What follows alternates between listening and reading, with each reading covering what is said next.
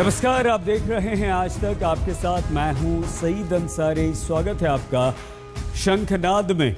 उत्तर प्रदेश का चुनावी समर अब अपने पूरे शबाब पर है। बीजेपी समेत बाकी के सभी राजनीतिक दलों ने उत्तर प्रदेश में अपनी पूरी ताकत झोंक दी है। दोबारा सत्ता के स्थापित होने के इरादे से बीजेपी की तरफ से आज जन विश्वास यात्रा शुरू हुई, तो दूसरी तरफ प्रियंका गांधी और अखिलेश यादव ने भी अपना पूरा जोर लगाया।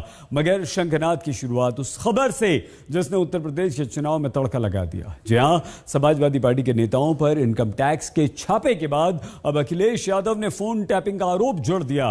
राजनीति अब पहले से ज्यादा उत्तर प्रदेश में धारदार है।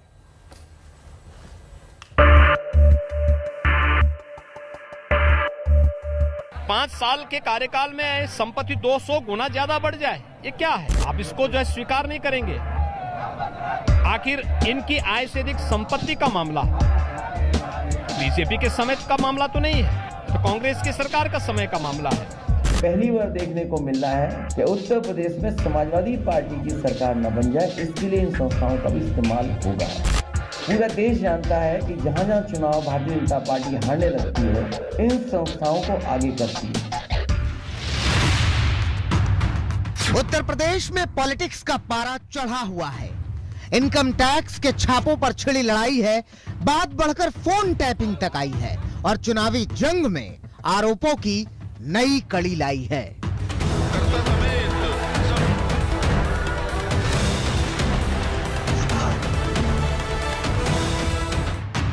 करीबी आयकर विभाग की रडार पर आए तो अखिलेश यादव ने पूरी कार्रवाई पर जोरदार सवाल उठाए। चुनाव से पहले छापेमारी को साजिश बताया और अब फोन टैपिंग वाला मुद्दा पूरे जोर शोर से उठाया कि हमारे सभी फोनों को सुना जा रहा है। हमारे जितने भी फोन हैं समाजवादी पार्टी के कार्यालय के या हमारे संबंधित जितने लोग भी हैं, उनके मोबाइल को सुना जा रहा है। सबको लिसनिंग पे लगाया हुआ है और मुख्यमंत्री खुद शाम को कुछ की रिकॉर्डिंग सुनते हैं। तो सोचिए, ये अनुपयोगी सरकार है। इसलिए आप लोग भी सावधान रहें। अगर हमसे संपर्क करते हो, फोन करते हो, तो ये मान के चलना कि आपकी रिकॉर्डिंग है। जिनका फुल फॉर्म ही IAS है, इंडिविजुअल आफ्टर सरकार, और जो अधिकारी हैं वो ये कहते हैं हम मजबूरी में कर रहे हैं और कुछ चमचागिरी में कर रहे हैं, कुछ खुश करना चाहते हैं, आखिरी वक्त पे भी खुश करना चाहते हैं। अब उत्तर प्रदेश की चुनावी हवा में फोन टैपिंग का मुद्दा खुला हुआ है। अखिलेश कहते हैं कि डरी हुई है बीजेपी, इसलिए साजिशों का जाल बिछा रही है, वो डराने की कोशिश कर रही है। तो खुद मुख्यमंत्री योगी आदित्यनाथ ने इन आरोपों का जवाब दिया, उल्टा समाजवादी पार्टी के शासनकाल पर सवाल किया। उधर अखिलेश कह रहे हैं कि आखिर चुनाव से पहले ही आयकर विभाग के छापों का मकसद क्या है। चुनावी माहौल में बीजेपी की असल मंशा सबको पता है और इसमें भी कहीं हम लोगों को कोई शक नहीं था कि जहां पॉलिटिकल पार्टीज आएंगी या उनके नेता आएंगे, उनके सहयोग के लिए इनकम टैक्स, ED, CBI और भी संस्थाओं का सहारा लेकर के अटैक करने का काम करेंगे। अभी तक तो ये संस्थाएं उनके लिए थीं जो सरकार में हैं, उनकी सरकार कैसे हटाएं, उसके लिए इन संस्थाओं का इस्तेमाल किया जाता था। लेकिन पहली बार देखने को मिल रहा है कि उत्तर प्रदेश में समाजवादी पार्टी की सरकार न बन जाए, इसके लिए इन संस्थाओं का भी इस्तेमाल होगा। योगी आदित्यनाथ ने अखिलेश यादव के इन हमलों पर भी पलटवार किया। आयकर विभाग की कार्रवाई को समाजवादी सरकार के भ्रष्टाचार से भी जोड़ दिया। IT के छापे एक रूटीन प्रक्रिया के हिस्से होते हैं। ऐसा तो पहली बार हुआ नहीं। क्या कांग्रेस के समय में नहीं हुआ था क्या? आखिर इनकी आय से अधिक संपत्ति का मामला बीजेपी के समय का मामला तो नहीं है, तो कांग्रेस की सरकार का समय का मामला है। और ये 5 साल के कार्यकाल में संपत्ति 200 गुना ज्यादा बढ़ जाए, ये क्या है?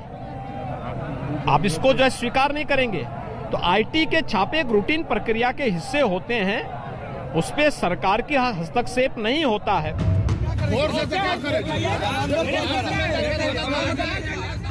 उत्तर प्रदेश में चुनाव से ठीक पहले आयकर विभाग की कार्रवाई पर सियासत गर्मा गई है। छापेमारी के बाद अब चुनावी लड़ाई आर पार पर आ गई है। शनिवार को आयकर विभाग ने अखिलेश के जिन करीबियों के घरों पर छापेमारी की थी, उसमें समाजवादी पार्टी के राष्ट्रीय सचिव राजीव राय भी शामिल थे। करीब 15 घंटों तक आयकर विभाग के अफसर राजीव के घर पर दस्तावेज खंगालते रहे, मोबाइल की कॉल डिटेल निकाली, कंप्यूटर हार्ड डिस्क जब्त की। अब समाजवादी पार्टी पूछ रही है कि इस कार्रवाई से आखिर आयकर विभाग को हासिल क्या हुआ। 15 घंटे के पूछताछ में उनको 17,000 रुपये मिले हैं जी। कुछ भी नहीं मिला है। मैं स्वागत करता हूँ मोदी जी, योगी जी, और भी भेजिए। मेरे नाम के सामने न आज तक कोई आपराधिक रिकॉर्ड था, न है, न कभी आगे रहेगा। यूपी में जारी सियासत के बीच अखिलेश को साथ सिर्फ गठबंधन में शामिल दलों का ही नहीं मिला है, बल्कि फोन टैपिंग के आरोपों के बाद कांग्रेस ने भी बीजेपी के खिलाफ मोर्चा खोल दिया है। ये सरकार का ये तरीका ही है कि जो विपक्ष के नेता हैं उनको तंग करने के लिए, उनको सताने के लिए करती है, अपनी एजेंसीज का इस्तेमाल करती है। तो हम 7 सालों से देख रहे हैं, इसमें कोई नई बात तो है नहीं। साफ है कि चुनाव से पहले यूपी में जबरदस्त तकरार है, जिसे आयकर विभाग के छापों ने और फोन टैपिंग के आरोप ने और भी ज्यादा बढ़ा दिया है।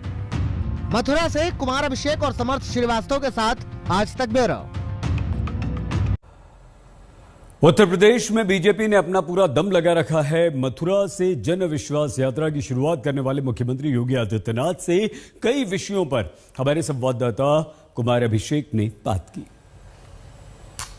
झंडी दिखाइए। इस वक्त इस रथ पर खुद सवार हैं हमारे साथ मुख्यमंत्री योगी आदित्यनाथ जी मौजूद हैं। स्वागत है सर। सर, ये जन विश्वास यात्रा लेकर के आप निकले हैं, पार्टी निकल रही है, अलग अलग 6 जगहों से निकली है। टॉप लीडरशिप जो है वो एक तरीके से आज उत्तर प्रदेश में है। कितना लगता है विश्वास करेगी जनता और किस तरह का विश्वास होगा? देखिए, भारतीय जनता पार्टी ने जो कहा सो करके दिखाया। प्रधानमंत्री मोदी जी के नेतृत्व में पिछले 7 साढ़े 7 वर्ष के दौरान जो हुआ है देश के अंदर, वो अभूतपूर्व है, अभिनंदनीय है। बिना भेदभाव के सबका साथ, सबका विकास, सबका विश्वास और सबका प्रयास का ये प्रतीक बना।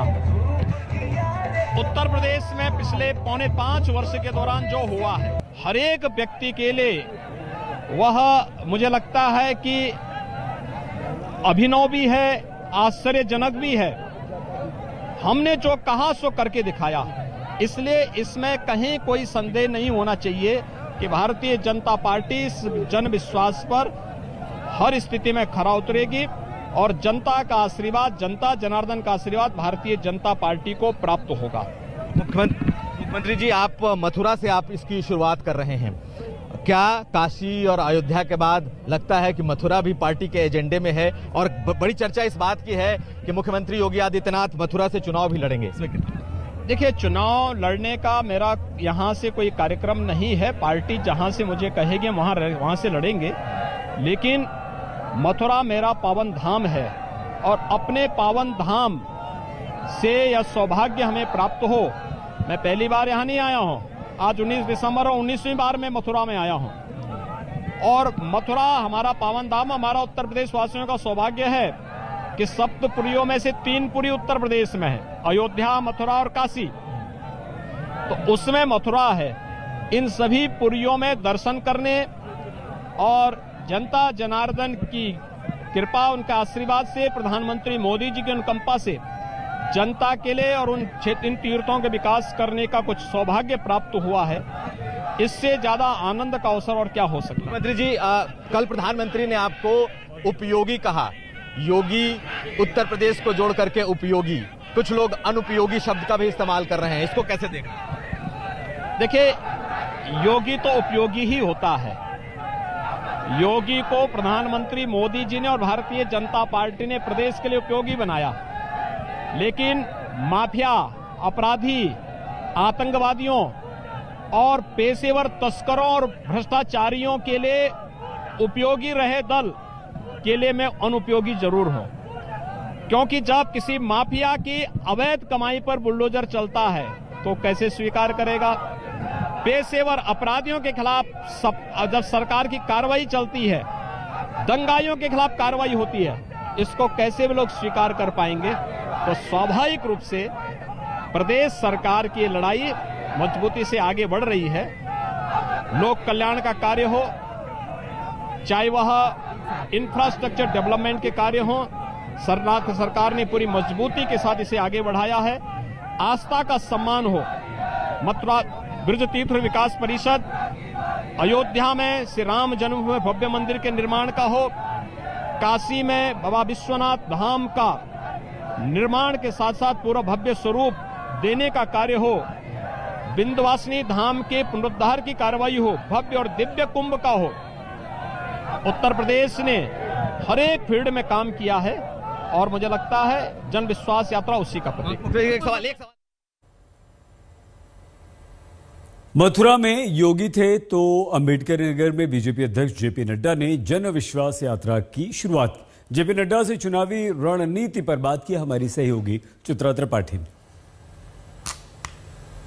डॉक्टर राम मनोहर लोहिया की जन्मभूमि अंबेडकर नगर से इस वक्त जेपी नड्डा की ये जन रथ यात्रा की शुरुआत हो गई है। आशीर्वाद लेने के लिए जनता का भारी भीड़ के बीच धीरे धीरे वो आगे की ओर बढ़ते हुए उनसे जानते हैं कि जनता का आशीर्वाद कितना मिलेगा।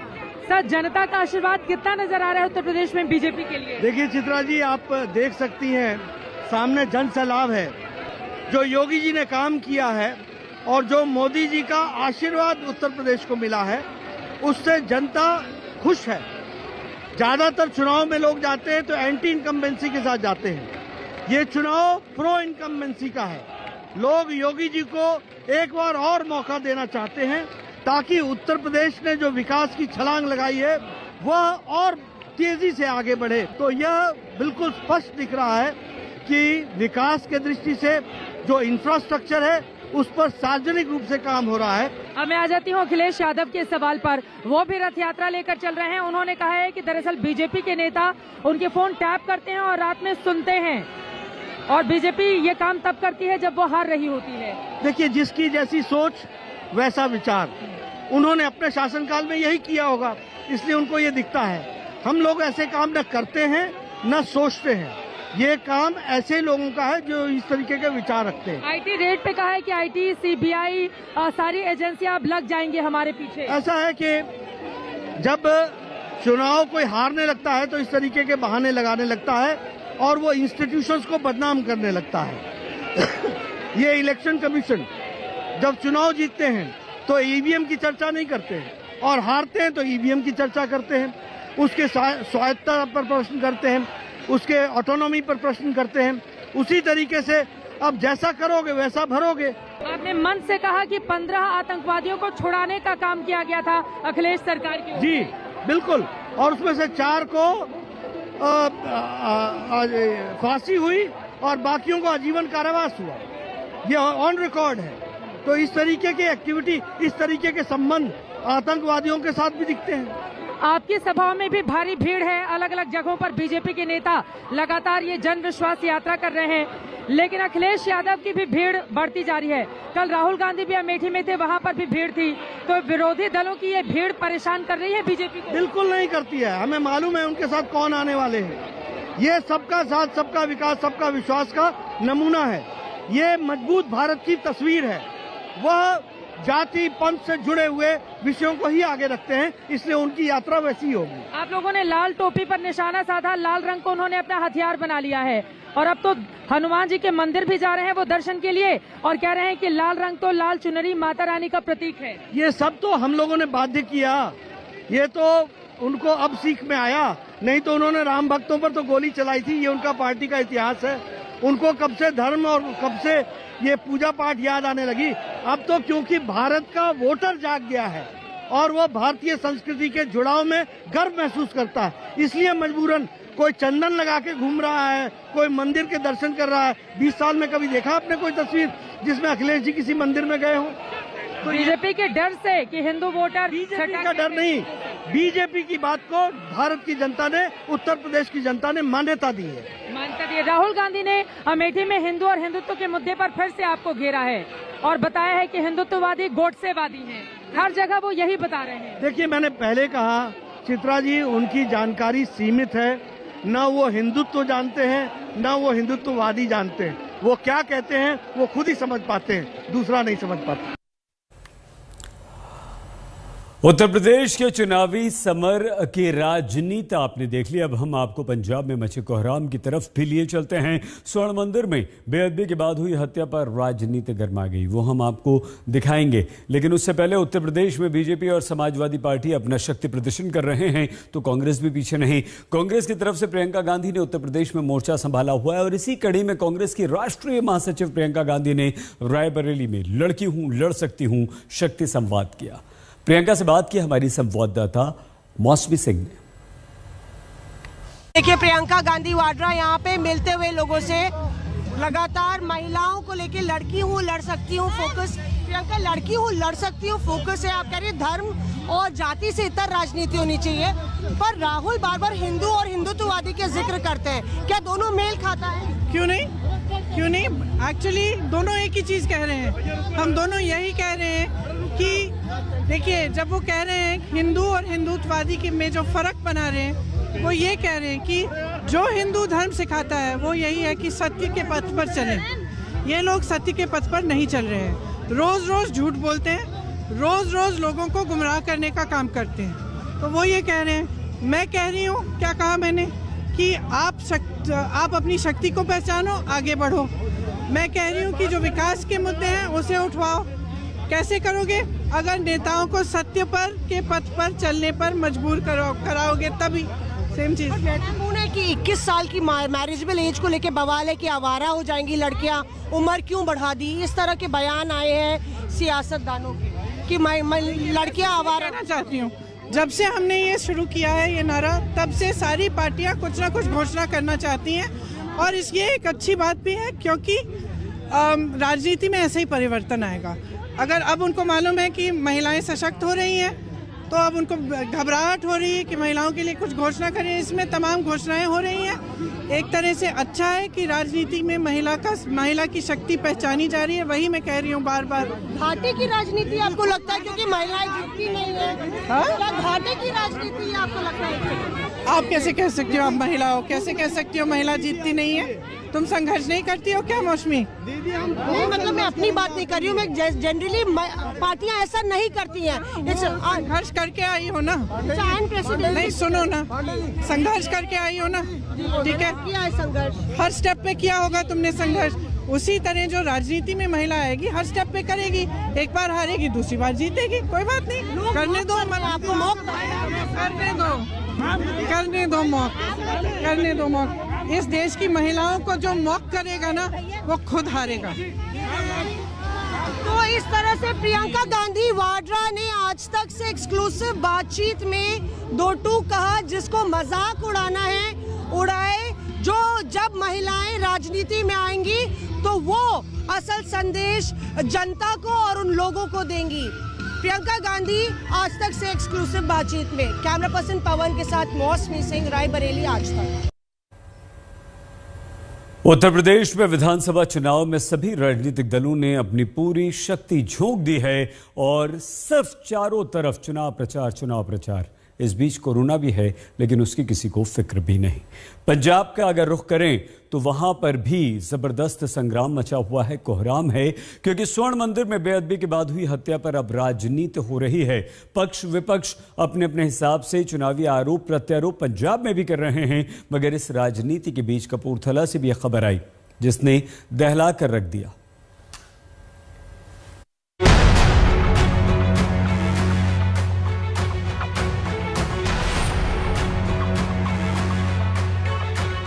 स्वर्ण मंदिर में बेअदबी को लेकर अभी तनाव कम ही नहीं हुआ था कि अब पंजाब के कपूरथला में भी बेअदबी के आरोपी की पीट कर हत्या कर दी गई। लोगों का आरोप है कि कपूरथला के निजामपुर में आरोपी ने गुरुद्वारे में निशान साहिब को हटाने की कोशिश की, जिसके बाद लोगों ने उसे पीट कर मार डाला। हालांकि पुलिस कपूरथला के मामले को बेअदबी के बजाय चोरी से जुड़ा बता रही है। महाराज का स्वरूप ना कोई छेड़खानी नहीं हुई, कोई बेअदबी नहीं हुई किसी बुक दे नाल।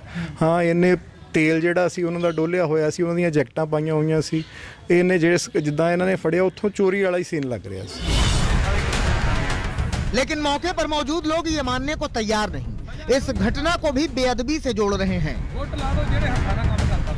इन्हां नूं चोरी करन वास्ते दसो मैंने भी गुरु घर ही नजर आउंदे आ, इन्हां नूं होर क्यों नहीं जगह नजर आउंदी? इन्हां नूं दसो भी किहड़ा गुरु घर दे किहड़ा खजाना है इन्हां दे कोल। 24 घंटे के भीतर बेअदबी के 2 मामले और दोनों में ही आरोपियों की पिटाई से मौत ने पंजाब का माहौल गर्म कर दिया है। स्वर्ण मंदिर में हुई घटना से पंजाब की सियासत भी गर्म है और विपक्ष सवाल कर रहा है कि आखिर स्वर्ण मंदिर की सुरक्षा में इतनी बड़ी चूक कैसे हुई। जो दरबार साहब के अंदर होया वो तो बर्दाश्त तो भी उत्ते है, कोई बर्दाश्त नहीं कर सकता। जी माड़ी हरकत की गई है। सेंटर सरकार नूं ते पंजाब सरकार नूं इहदा पता लगाना चाहिए कि किहड़ियां ताकतां लग गईयां पंजाब दा माहौल खराब करन नूं। अमृतसर के स्वर्ण मंदिर में हुई घटना के बाद चन्नी सरकार विरोधियों के निशाने पर है। विपक्ष इस घटना को किसी बड़ी साजिश का हिस्सा बता रहा है। ऐसा शक है मन में कि ये किसी साजिश का हिस्सा हो सकता है। जांच होनी चाहिए, जांच के अंदर जो भी सच्चाई है वो सामने आनी चाहिए। जो दोषी हैं, जो भी जिन्होंने भेजा, उनके खिलाफ सख्त से सख्त कार्रवाई। उधर बेअदबी की घटना के बाद स्वर्ण मंदिर की सुरक्षा बढ़ा दी गई है ताकि कोई माहौल बिगाड़ न सके। वैसे तो सब भी पीसफुल है, तो फिर भी अपनी सुरक्षा के, क्योंकि आज सैटरडे संडे है, काफी संगत बाहर से आई होती है, सुरक्षा के मद्देनजर हमने आज सुरक्षा प्रबंध किया। विरोधियों के हमले के बीच सरकार भी इस मामले में बेहद संजीदगी से काम ले रही है ताकि इस घटना की आड़ में कोई पंजाब का माहौल खराब न कर सके। साथ ही विपक्ष इससे कोई सियासी फायदा न उठा ले। ਉਹਦੇ ਮਰਨ ਦੇ ਨਾਲ ਸਭ ਕੁਝ ਹੀ ਜਿਹੜੀ ਗੱਲਾਂ ਖਤਮ ਹੋ ਗਿਆ, ਪਰ ਫਿਰ ਵੀ ਅਸੀਂ ਜਿਹੜੀਆਂ ਇਹ ਕੀਤਾ ਕਿ ਗਲੀਆਂ ਦੇ ਵਿੱਚ ਜਿਹੜੀਆਂ ਨੇ ਜਿੱਥੋਂ ਚੱਲਿਆ ਕਿਹੜੇ ਪਾਸੋਂ ਐਂਟਰ ਕੀਤਾ, ਕਿੱਥੇ ਤੱਕ ਉਹ ਰਾਤ ਕਿੱਥੇ ਫਿਰਦਾ ਰਿਹਾ, ਕਿਉਂਕਿ ਹਰ ਥਾਂ ਹਰ ਗਲੀ ਦੇ ਵਿੱਚ ਹਰ ਘਰ ਦੇ ਵਿੱਚ ਤਕਰੀਬਨ CCTV ਕੈਮਰੇ ਨੇ। ਸਾਨੂੰ 1-2 दिन ਦੇ ਵਿੱਚ ਪੂਰਾ ਪਤਾ ਚੱਲ ਜਾਏਗਾ। पंजाब के मुख्यमंत्री चरणजीत सिंह चन्नी स्वर्ण मंदिर पहुंचे और पूरे हालात का जायजा लिया। हो सकता है कि चुनावा करके कोई गलत एजेंसियां, गलत ताकतां गलत रोल खेलन की कोशिश कर रही होण, उन्होंने बेनकाब भी किया जाएगा। तो मैं संगतां नूं भी अपील करदा कि वो इस चीज़ का विशेष ध्यान रखण, गुरुद्वारियां का ध्यान रखण, मंदिरां का ध्यान रखण, धार्मिक थावां का ध्यान रखण। चुनाव से पहले बेअदबी की 2 घटनाएं कई सवालों को जरूर खड़ा कर रही हैं। अमृतसर से मंजीत सहगल और अमित शर्मा के साथ आज तक ब्यूरो।